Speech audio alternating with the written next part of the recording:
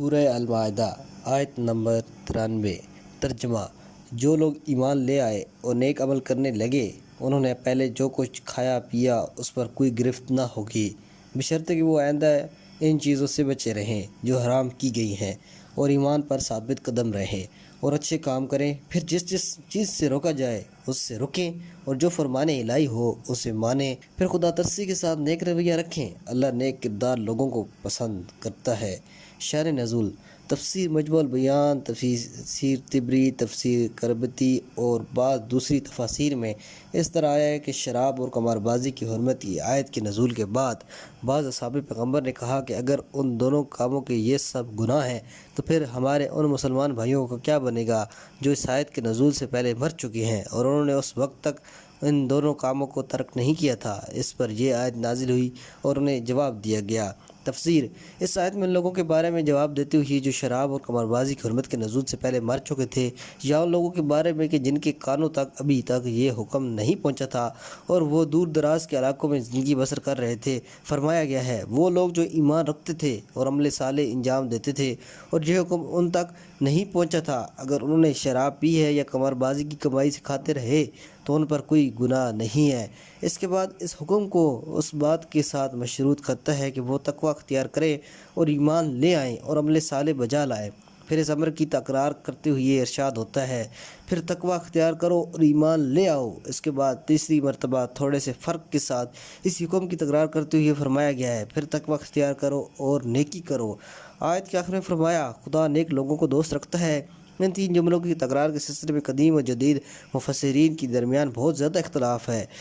بعض اور یہ تاکید پر معمول کرتے ہیں کیونکہ تقوی، ایمان اور عمل صالح کے موضوعات کی اہمیت کا تقاضا یہ ہے کہ انہیں پختگی کے ساتھ بار بار بیان کیا جائے اور تاکید کی جائے، لیکن بعض مفسرین کا یہ نظریہ ہے کہ ان تینوں جملوں میں سے ہر ایک میں ایک علیحدہ اور جداگانہ حقیقت بیان ہوئی ہے۔ انہوں نے ان کے اختلاف کے سلسلے میں کئی احتمال پیش کیے ہیں جن میں بہت سے ایسے ہیں کہ جن کی کوئی دلیل اور شواہد نہیں ہے۔ شاید اس سلسلے میں بہترین بات یہ ہے کہ پہلی مرتبہ ذکر ہونے والا تقوی سے مراد وہی اندرونی اور باطنی احساسی ذمہ داری ہے جو انسان کو دین کے بارے میں تحقیق اور جستجو کرنے، پیغمبر کے معجزے میں غور و فکر کرنے اور حق کے بارے میں جستجو کرنے پر ابھارتی ہے۔ اس کا نتیجہ ایمان اور عمل صالح ہے۔ دوسرے لفظوں میں جب تک تقوی کا ایک مرحلہ وجود انسانی میں پیدا نہیں ہوتا اس وقت تک اس تحقیق حق کی جستجو کی فکر لاحق نہیں ہوتی۔ اس بنا پر پہلی مرتبہ اوپر والی آیت میں تقوی کے بارے میں جو گفتگو ہوئی ہے وہ تقوی کے اسی مرحلے کی طرف اشارہ ہے۔ یہ چیز آیت کی ابتدا کے اس حصے کے منافی نہیں ہے، کیونکہ ہو سکتا ہے کہ آیت کی ابتدا میں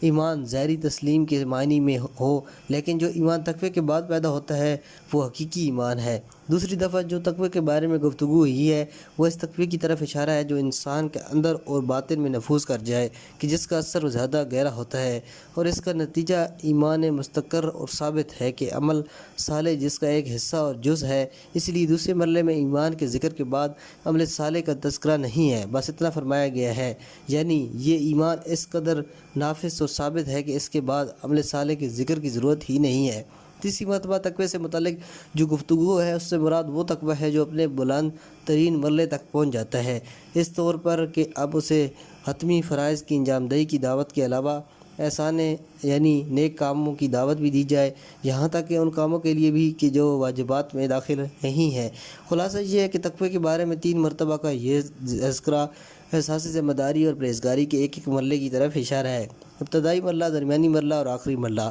اور ان میں سے ہر ایک خود آیت میں ایک قرینہ رکھتا ہے کہ جس کا سہارا لے کر مقصد کو معلوم کیا جا سکتا ہے، بخلاف ان احتمالات کے جو بعض مفسرین نے ان تینوں قسموں کے تقوی اور ایمان کے فرق کے بارے میں پیش کی ہیں کہ جن کے لیے کوئی قرینہ اور شاہد موجود نہیں ہے۔ والسلام علیکم ورحمۃ اللہ۔